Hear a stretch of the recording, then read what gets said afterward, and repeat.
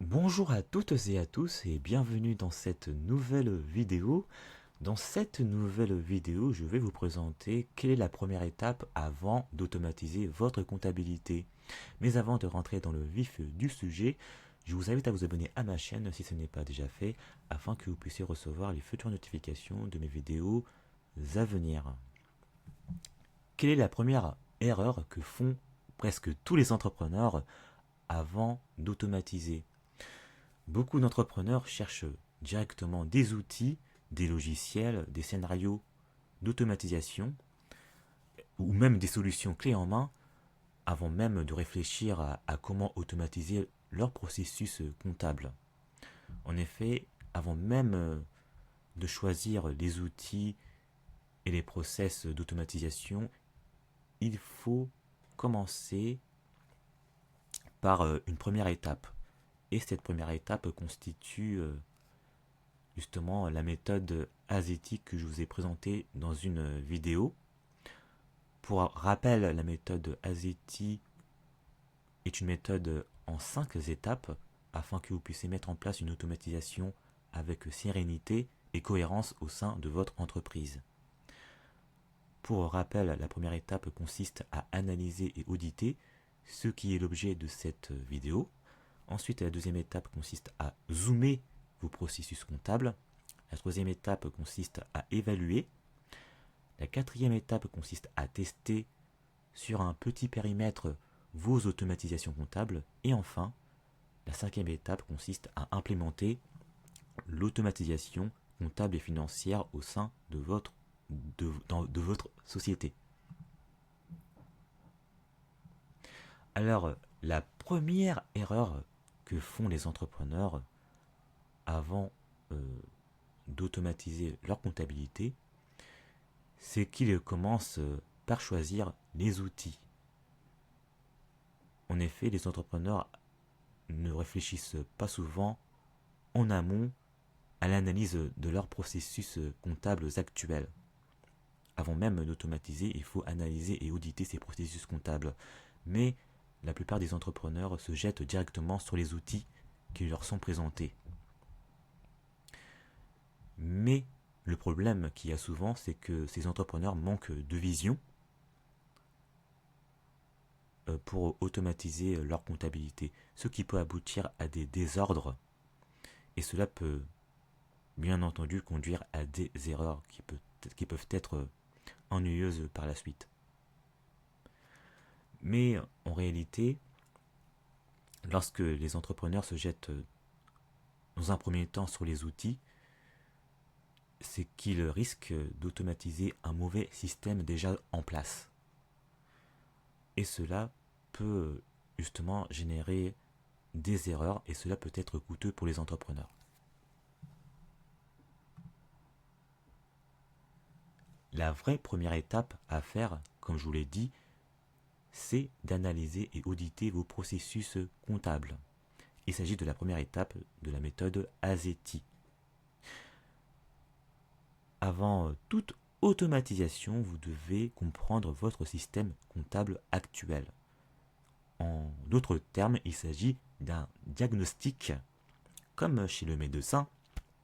Par exemple, un médecin ne prescrit pas un médicament sans examen préalable.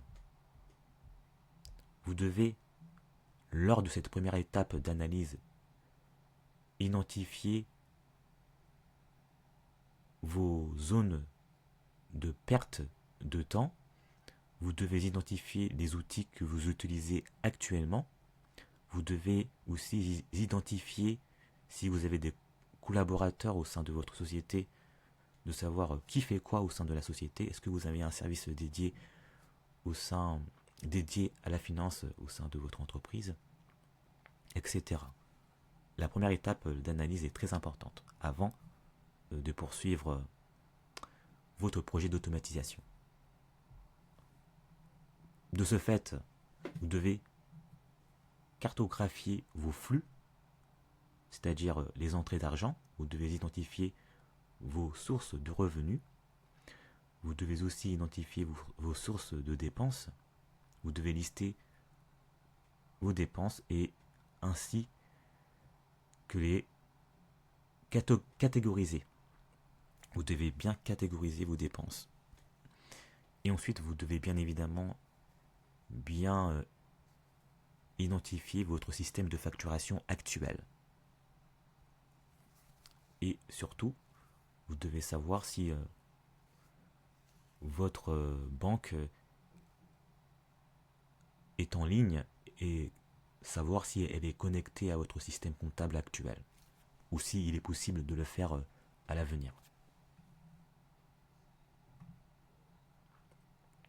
Ensuite, la deuxième étape consiste à repérer les points de friction. Vous devez vous poser des questions essentielles.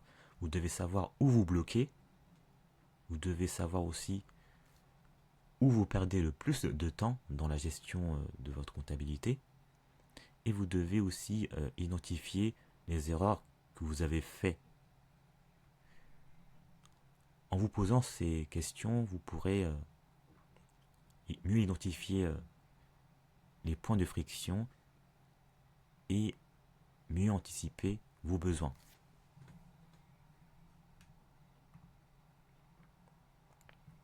La troisième étape consiste à lister les doublons. En effet, il se peut que votre système comptable actuel peut générer une même facture, ce qui peut être problématique. Par exemple, vous pouvez aussi éviter la double saisie. Par exemple, si vous utilisez un logiciel comptable, vous saisissez justement vos factures d'achat et de vente, par exemple, dans votre logiciel comptable. Est-ce que par hasard vous utilisez aussi Excel pour enregistrer vos factures d'achat et de vente? Vous devez identifier ce genre de doublon.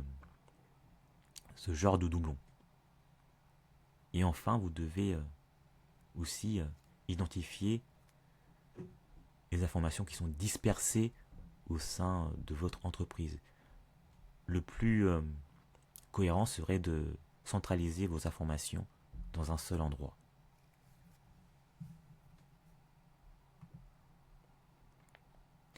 La quatrième étape, et non pas des moindres, cette étape consiste à prioriser intelligemment vos processus. Vous devez identifier les tâches où vous perdez le plus de temps, c'est-à-dire les tâches chronophages. Par exemple, les tâches qui constituent celles qui font perdre le plus de temps, ce sont la saisie des informations liées à la facturation. Et en plus, vous devez aussi sécuriser des processus critiques au sein de votre entreprise, car si vous commettez des erreurs, cela peut se répercuter dans votre comptabilité finale.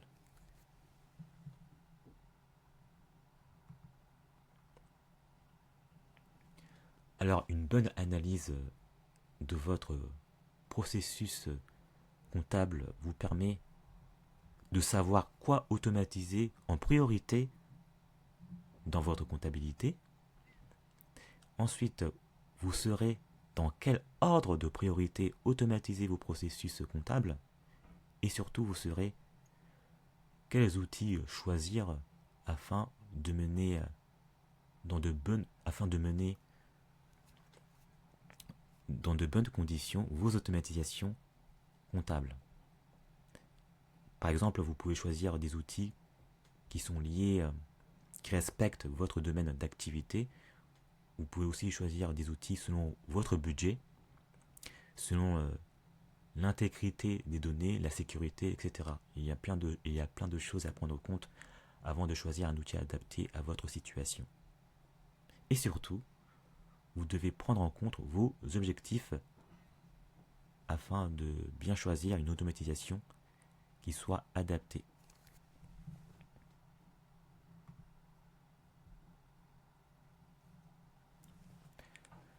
Sans analyser et auditer vos processus au préalable, vous risquez de bricoler constamment vos automatisations comptables et cela aboutit à des échecs répétés et à une perte de temps, et cela aboutit aussi à des incohérences au sein de vos données comptables et financiers. Mais si vous mettez en place un audit de vos processus comptables, c'est-à-dire la première méthode de la méthode AZETI, vous ferez moins de bricolage, vous aurez moins d'échecs, vous aurez plus de cohérence au sein de vos données comptables et financiers, et vous aurez plus de résultats. Vous gagnerez ainsi plus de temps et vous serez plus serein. En tant qu'entrepreneur, il est très important d'avoir une méthode afin que vous soyez plus efficace dans votre activité.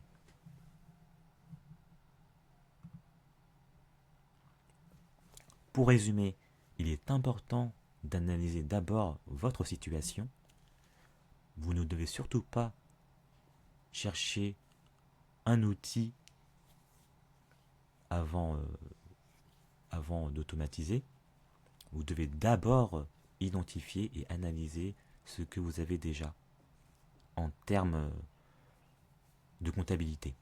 Ensuite, vous devez construire à partir de vos analyses. Vous pourrez ensuite évaluer vos choix, tester et implémenter efficacement vos automatisations comptables. Et vous pourrez ensuite pleinement appliquer la suite de la méthode AZETI.